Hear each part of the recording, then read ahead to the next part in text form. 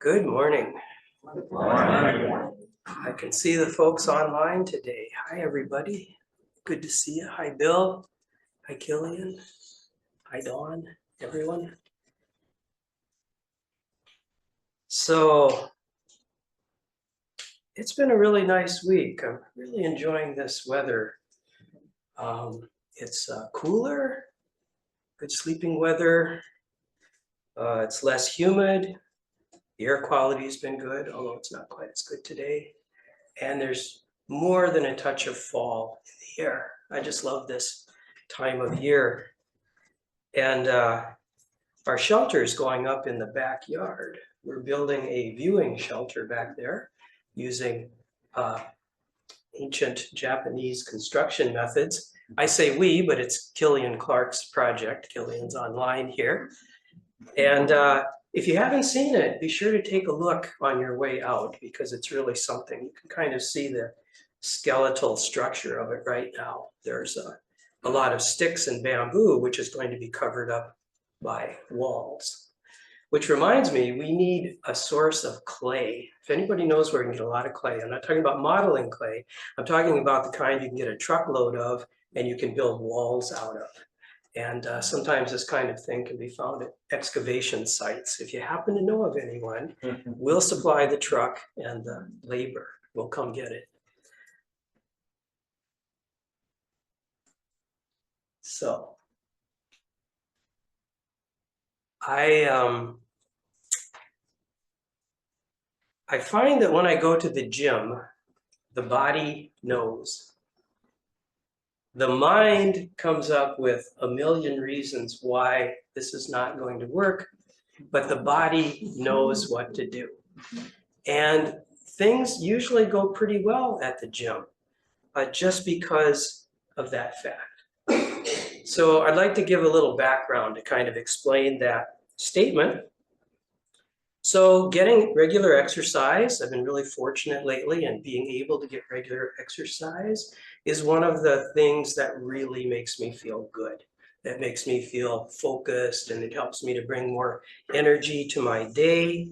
I think along with meditation and of course human contact, exercise is just one of the very best things I can do. So I make it a high priority. And sometimes I run in my neighborhood, very slowly, but fairly far. But it's been hard to sustain that practice this summer because of climate change, because there's been so much smoke from the Canadian wildfires. So I've been going to the gym regularly all summer. And my wife, Kathy, and I are both members of a gym. We usually don't go at the same time. We do different things. She likes to do classes. She likes to get into a room with a whole lot of people and there's an instructor and they bark at you and they play loud music and they work everybody up into a frenzy. She loves that and it really helps her to exercise. I don't like that at all. She signed me up for a class one time and I lasted one half of one class. I left early. I did not like it and it was really hard. So what I do, I'm a creature of habit. I'm a deliberate sort of person. I do the same workout every single time. I try to add a little bit of weight or maybe burn a few more calories, but I do like exactly the same thing. I like routines. Basically, I'm a pretty dull person. Sometimes I can't believe that you even want to listen to me talk. Maybe it's kind of a dull crowd. I don't know. It's so calming. Yeah, dullness is so calming. Yeah, but I'm always like, here's my message. Let's just stop. Let's not do anything. Let's just stop. That's pretty dull, right? But I'm kidding because really stopping and doing nothing can be one of the most exciting things that you can do. Anyway, so I do the exact same thing. I do a little stretching. I do a couple of weightlifting things for my back. And that really helps me with meditation because it helps me to sit up straight, makes it easier to sit. And then I do these machines and I count the calories I burn and I try to increase it steadily. I do the elliptical and then I do the rowing machine and then I do the stationary bike. And that's it. And it feels good as long as I can sustain it. But throughout my history, inevitably, at some point, I fall off the wagon. You know, I stop doing it. Maybe I get a little injury, you know, maybe I just get a little cramped muscle in my foot or something, or I get a little illness. More often, I'm just too busy. I've got too much going on at Zen Center or with family, and I miss a day or two. And then you miss a day or two, and it's real easy to miss the next day. And then it stretches into days and weeks. And the idea of going back seems less and less inviting, because you know those first few days back, you're out of shape again. It's going to be all pain and no pleasure for a while. And you don't want to start over again. So you don't go back. And this cycle has happened for me like for years. And sometimes it's going great, something happens and I'm done. And I think maybe finally I have found a solution, which is I'm just going to make it a priority and I'm going to go no matter what. And I'm just not going to worry about how much I do. I'm not going to have an expectation based on what I've done before. If I go and I just burn a quarter of the calories I usually burn, that's okay. I went, I showed up, I did not fall off the wagon. So, you know, worst case scenario is I just have kind of a light workout. And this has worked so far. As long as I keep going, I show up and I actually end up having a good workout. And I almost never do that light worst case scenario workout. And the reason is that the body knows. Once I get in there, the body knows what to do. The muscle memory just kicks in. And the mind can come up with all of these excuses. I'm too tired today. I have too much on my mind. I'm worried about falling behind on my work, so I really don't want to do this. You can't do it, you can't do it, you can't do it. The mind comes up with a million ways to doubt whether you can do it. But the body, the muscles of the body are oblivious to all that. So all I got to do in order to sustain regular exercise is to not listen to the mind and trust in the body. The body knows. In other words, all I have to do is show up and trust. That's all I have to do. I trust that the forces of the universe, the ones that supply food and sunshine and support the health of my physical body and keep things moving, keep things flowing, are going to take care of the situation. I can just trust in that. I'm going to get into this rhythm and it's going to be okay. Because the thing is, it is there. It is there. This thing, this undefinable thing, physical health, energy, harmony with the universe, kind of this zone that you can get into, it's there. You don't have to find it or make it. All you have to do is step aside and stop letting your mind interfere with it. You just let it manifest.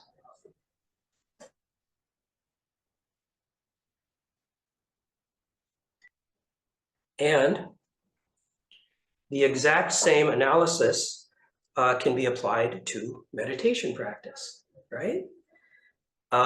As I said, meditation is also one of the primary things that makes me feel good, that helps me to bring some focus and some energy to my life, helps me get through my day. And so I have this great aspiration to meditate regularly. It seems to always happen. More meditation makes me happier. It's a very direct correlation. And I think that's true for many of us. And it's a lot like that aspiration to exercise. Every January here, I notice a small but perceptible surge in people coming to the Zen Center.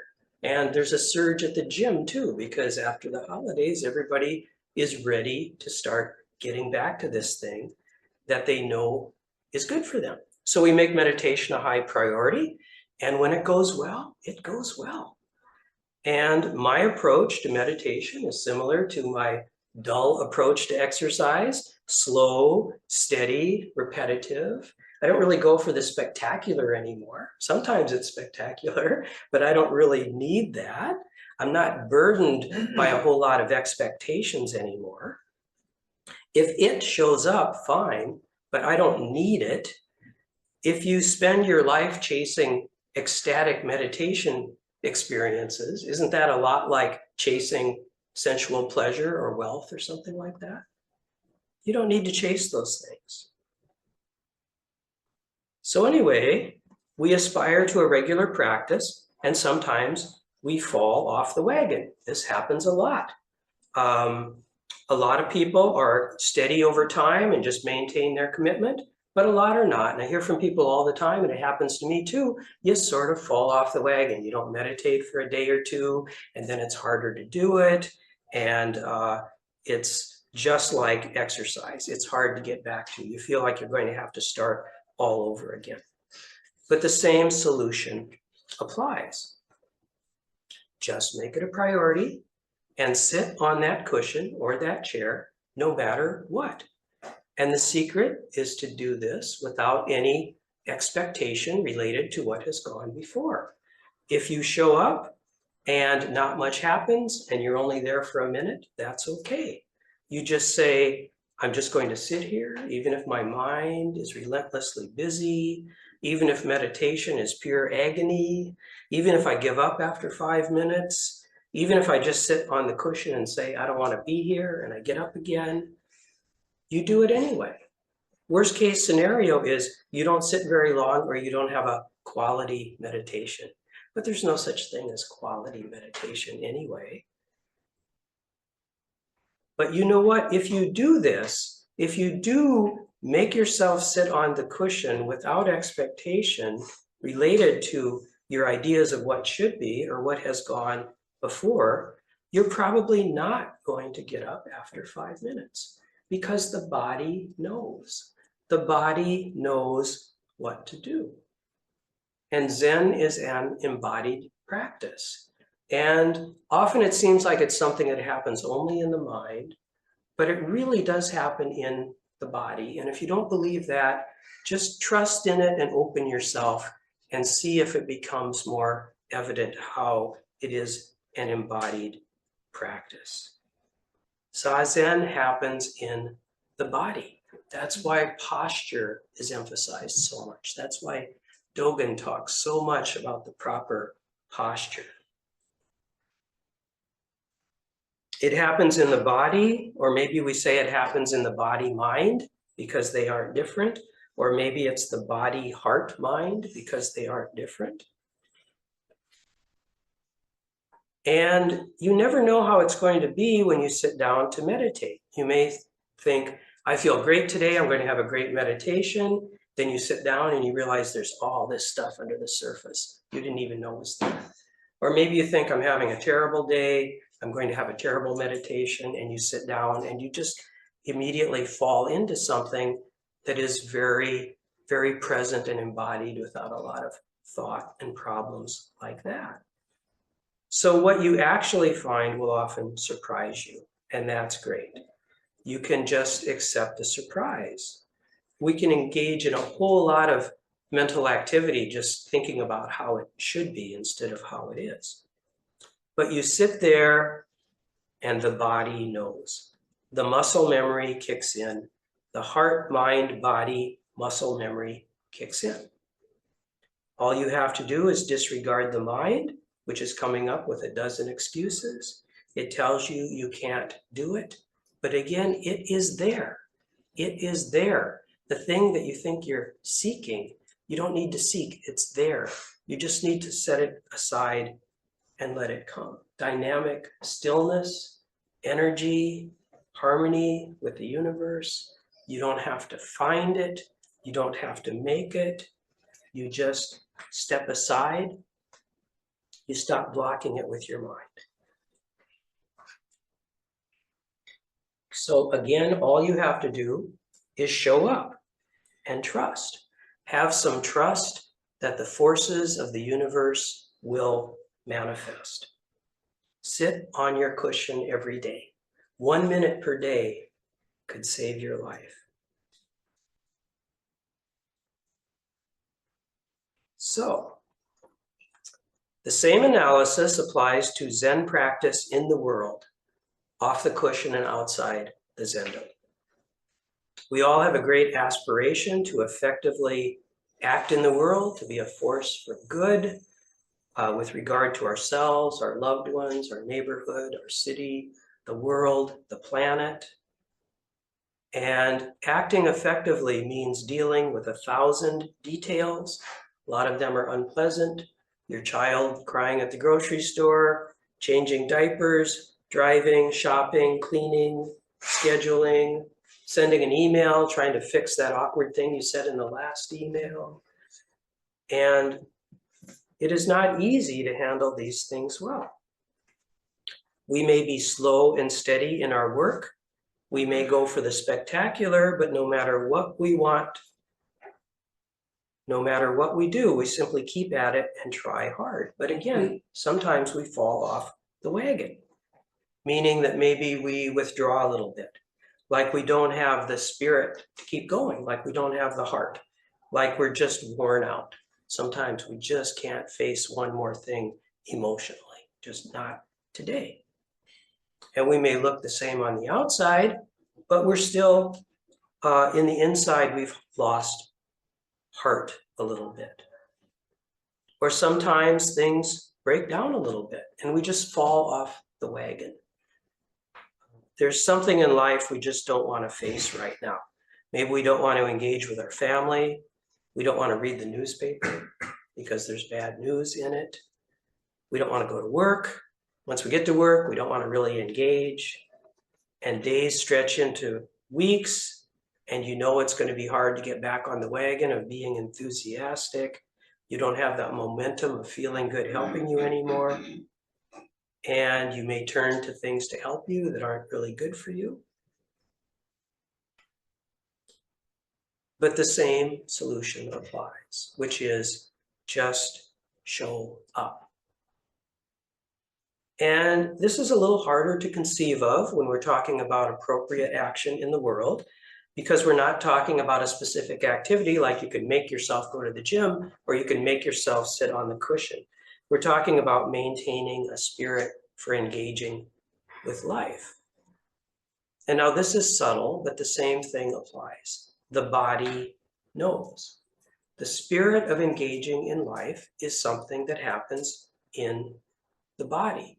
Our mind may tell us that the spirit is damaged or broken, but the spirit is there in the body. Dynamic stillness, energy, harmony with the universe, which you can tune into and you can express with your body, is there. It is there. You don't have to find it.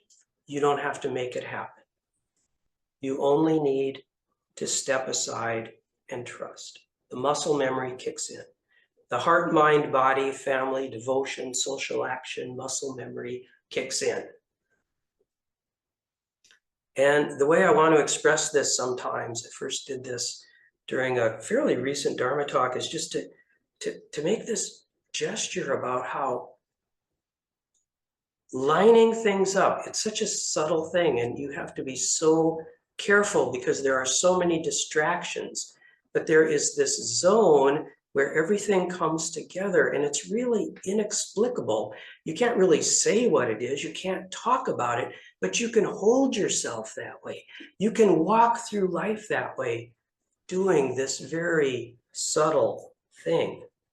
And your body knows this because it's the nature of the universe as it is happening, and your body is part of this. This is something you are letting in. And the body knows because the body and the universe are the same. This very body is the body of Buddha. So all you have to do is show up. It's already there. And sometimes you have to make yourself do things, but you can find the strength to do those things. You can find that strength. You can find the strength to read the newspaper. You need to do that. You know, not too long ago, I was given a Dharma talk and I said kind of spontaneously, that, you know, I'm canceling my subscription to the newspaper because I can't stand to read it anymore. And I regret that I said that. I think it was a misguided attempt to kind of say, we got to take care of ourselves. And sometimes we got to keep things at a distance so we don't get overwhelmed. But, you know, actually, we do have to find a way to face the newspaper. We can take a rest when we need to, but there are things that we need to do here. So we need to be able to do that. So you can find your alignment, whatever it is for you. Maybe for you, it's this, or maybe it's this, or who knows what it is. Maybe it's not expressible in a gesture at all, but you find your own alignment with the universe because your body is your body and your body knows without a doubt. And maybe you don't show up in the world of action every day, but every day you can touch your aspiration to show up. And you can trust that your body knows to allow your aspiration to show up. And there are things we can do. And I just would like to tell you about one. Some of you were there. It was 3 weeks ago today. We had a candlelight walk that started here in the backyard on a Sunday evening. And it was to grieve the victims of the Annunciation shootings and victims of other kinds of violence, and to basically just find strength in each other and show love to our neighborhood. And this was co-sponsored by our friends at the Compassion Museum. They initiated it. And it was a pretty small thing in a way. It wasn't about any specific action. Not that many people saw us on a Sunday night. It didn't move mountains exactly, but it was a beautiful thing. I think 40 or 50 people showed up, and it was starting to get dark, and we took our candles and we processed silently through the gate and down to the shore of Makaska and walked down the lake very, very slowly together, down as far as where that installation is, about the Dakota village down there. And we came walking back very, very slowly. And what I loved about it was that there was so little talking. A couple of us said a few words at the beginning, and at the end we gathered in a big circle and everyone said one word or phrase. But most of it was just not about talking at all. It was about showing up together, moving our bodies together, sending love out to our community, presence and connection. We knew what to do. We know how to walk, and walking showed us how to be. So you show up and it will show up because it's there already. And that is the end of my very short Dharma talk. And I would like to open this up for comments or questions. And I would like to ask, how are you showing up? And I'll give you a moment to think about something. Yes. I feel like I should say, like, long time listener, first time caller, because I've never spoke before, but I mostly listen. But your talk spoke to me in a lot of different ways. And I actually was thinking of Annunciation a lot when you were talking, and then at the end you brought it up. And one of the things that I experience in my life is OCD, in particular around, like, a common target is a school shooting, for example. And I was processing with my own therapist, and she said, you knew what to do when you learned that happened. You knew, like, in the actual moment of crisis, you knew what to do. And it just spoke to me of, like, our bodies know and we know. It's the mind that gets so muddled and so afraid and projects into, like, fearing the worst. But in the moment, my body knew to break down and cry. My body knew to reach out and make sure that the people that I knew who were in that church to get their status, like, it knew what to do, and it knew how to explain to my kids what had happened. And so I just wanna say like, thank you, and my experience also of just my practice, really is about just like, like the body knows and like settling in to that. So just thank you for today. Thank you. Oh, thank you. That was wonderful. Yeah, it makes me think about grief generally. One thing I've noticed that sometimes when people are grieving, they get this idea that maybe they're not grieving the way they should be. Like, why am I crying so much? Or why am I not crying? Or this or that. But as you said, you knew what to do. Crying was the right thing. And we can each trust that grief will show up for us and we can do what we need to do. And it's going to look different for every single person.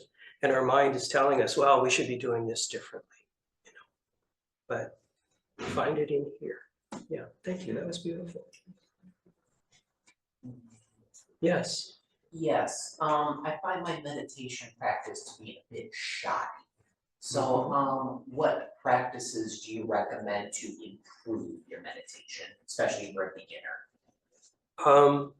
Well, I would recommend being disciplined in the sense of doing it regularly, not necessarily for a long time. When I first got serious about meditation practice years ago, I sat religiously 5 minutes a day. And that wasn't very much, but it established the habit of sitting every day. So just commit to something, do it every day if you can, even if it's just 5 minutes. Maybe supplement that with a little reading or a little chanting or something like that. It's the regularity of it that I think really helps. And then may I ask a follow-up question? Sure. When I do meditate, I notice I seem to identify the things that attach me. And my attachments tend to distract me from my meditation. So I guess when one pops into my mind, how should I confront it in order to keep meditating? Like an attachment, like something pops into your mind, like I wish I had this thing right now. Yeah, or things something. that bother me. Yeah. Mhm. Yeah.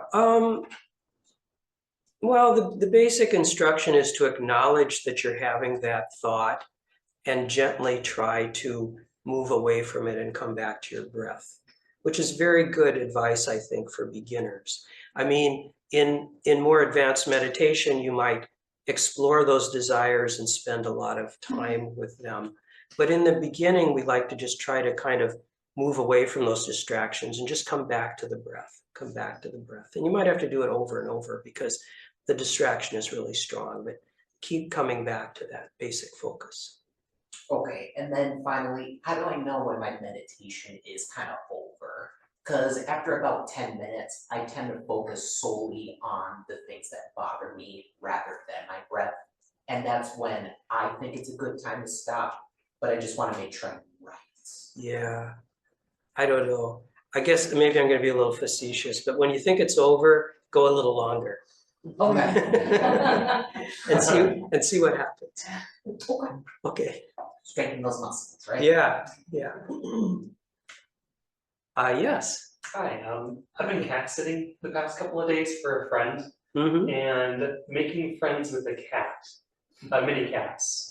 When Yeah. you said if you seek it, you're going away from it, but if you just show up and you're there, there it is. Very similar to making friends with a cat. Yeah. I like that. I've noticed that there is something kind of cat-like about that zone I'm talking about. It's like cats are kind of on a different frequency. I mean, a dog, you just run up to them and they're just all sloppy and friendly and it's great. But a cat, you've really got to focus to get their attention. They're good teachers, as are dogs. Yes. You mentioned Dogen there once, and I remember I was taking a class with Tim on Dogen, and Dogen had said he was amazed when the body and mind could drop away. And Tim had explained that maybe one way to look at it is when the separation between the body and mind drops away. Have you felt that at all? Yeah, going on yet. I think so. I think so. I mean, I felt sometimes that there's no distinction between body and mind in really deep meditation. And I don't know if I can explain it, but yeah, that is something that we can experience. I mean, I think we can experience it when we have a kind of flow in activity, you know, the body and mind are just totally in harmony and don't seem different. But also there's another way to experience that in deep meditation, which is more, I don't know, deeper, I suppose. Thanks, yeah. Anyone online like to say something? Yes. Susan, I think you're muted. Susan, I believe you're muted. Thank you.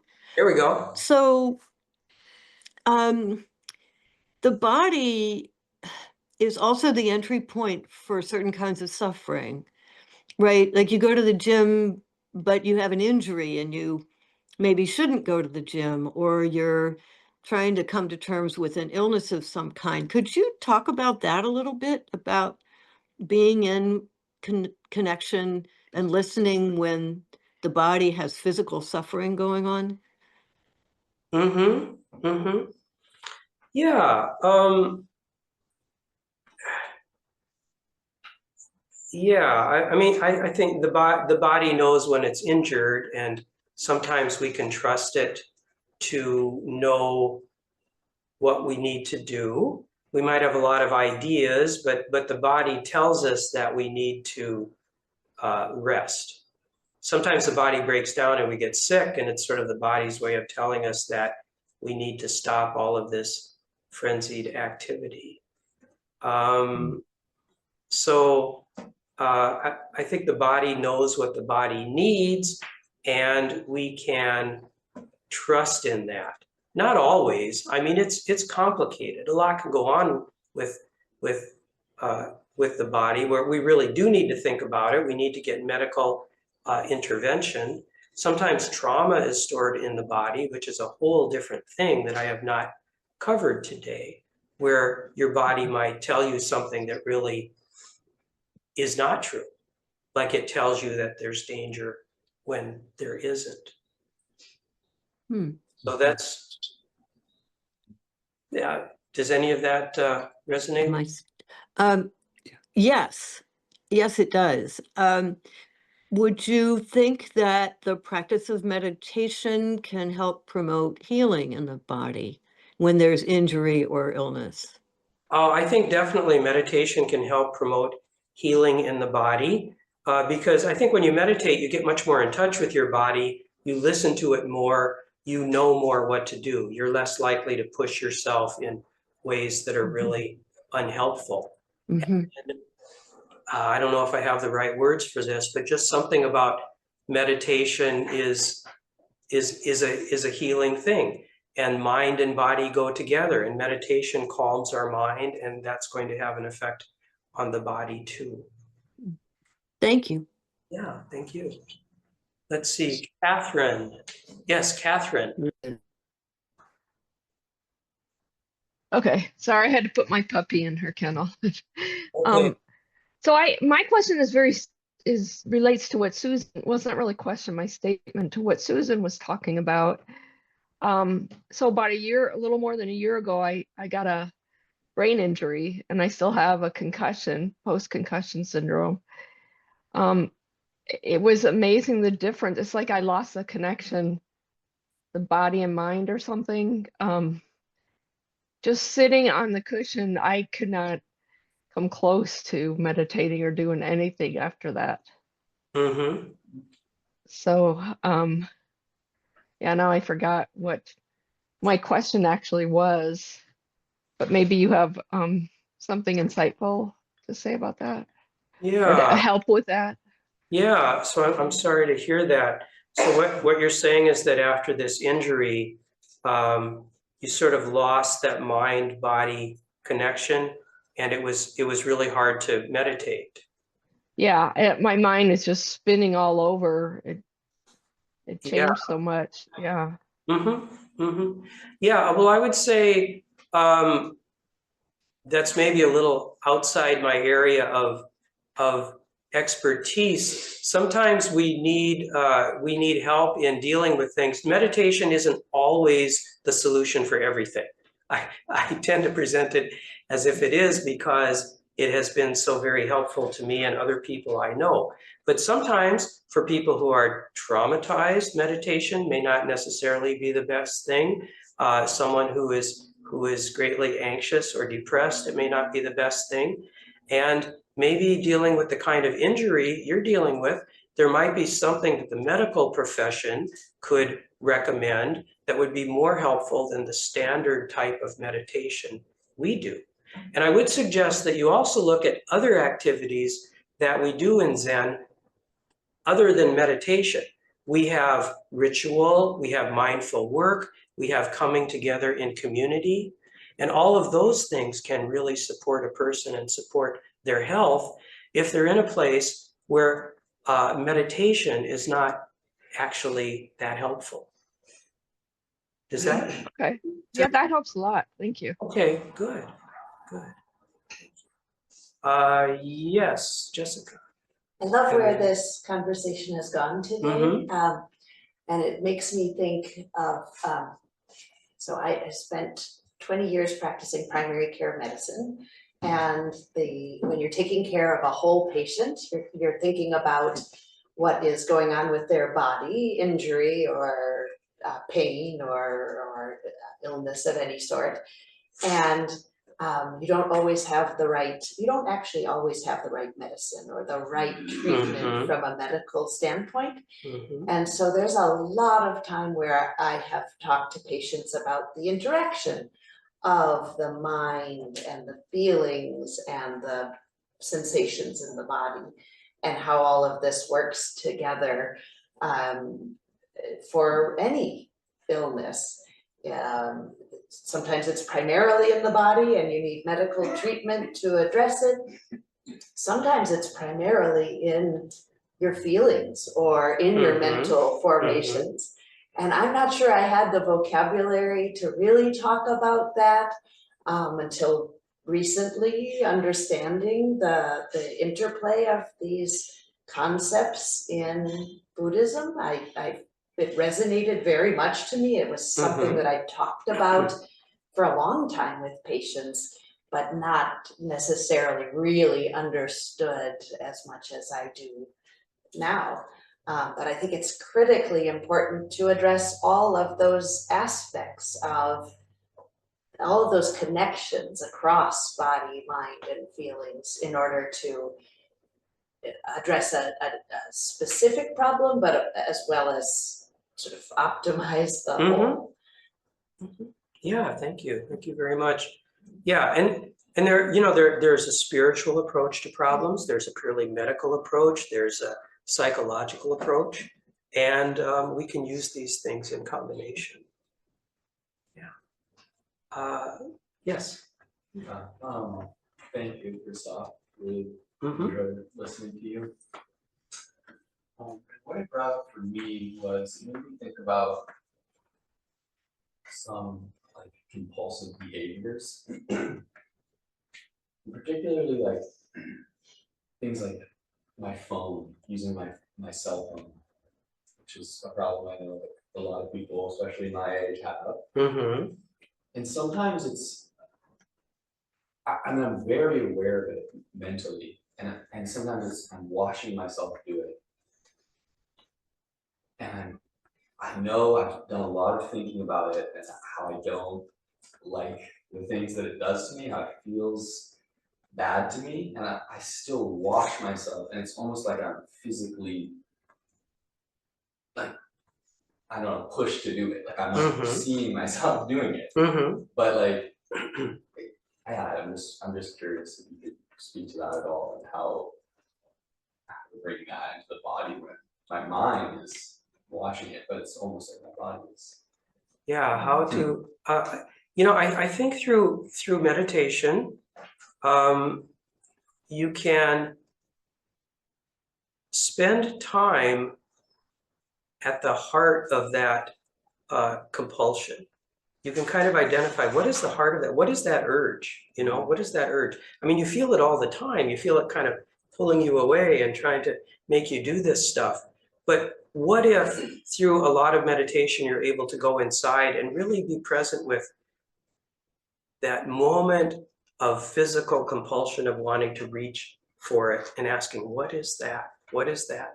And if you could spend a moment in that place, you can realize you have a choice in that place.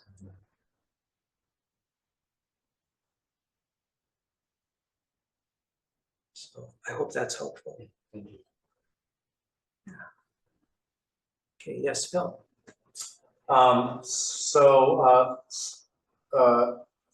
Folks may or may not know, I spent a few years volunteering in an organization where we, it was a motorcycle enthusiast organization that we would help child abuse victims. And we would do that by visiting, by talking, by escorting them, by giving them, you know, making them feel like part of the group or anything. And then you would be assigned as a primary contact for 1, 2, or 3 families. And as part of that assignment, you would go visit every 2 weeks to start. And then it would get a little bit wider intervals. And you would go visit with another biker, and you would show up at the door, and you would just hang out for like an hour. And you do whatever the kid wants. Kid wants to talk, kids want to talk. Usually they just want to do kid stuff, which is play games, run around and be, you know, goofy and pick at the stuff that was on our body and whatnot. Anyway, the point is that that organization was started by a child psychologist on the West Coast who found that kids' bodies, adults, they know what works. And it wasn't like an official motto, but there was clinical research done on this and other and similar approaches to assisting. And it was at the end of the day, because we're, you know, bikers, right? But we just said, I don't know how this works, but it works because all you do is you show up. Mm-hmm. And I was like, that was a super foreign concept to me. I'm like, show up, right? No, that's bull. Anyway, I just wanted to add my experience with that is utterly and completely true. And that just showing up for whatever it was, for the kids, the difference in the course of 3-4 months was night and day, every time, just showing up. You didn't do anything special. And then I was like, oh my God, what if I did that for me? What if I just showed up for me? And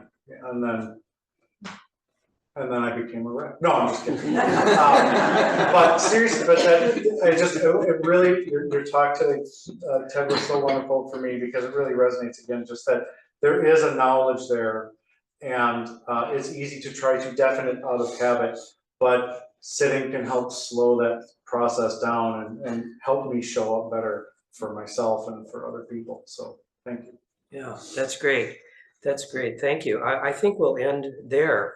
I really appreciate everyone's comments. So at this time, I'd like to turn this over to Aaron, our doula.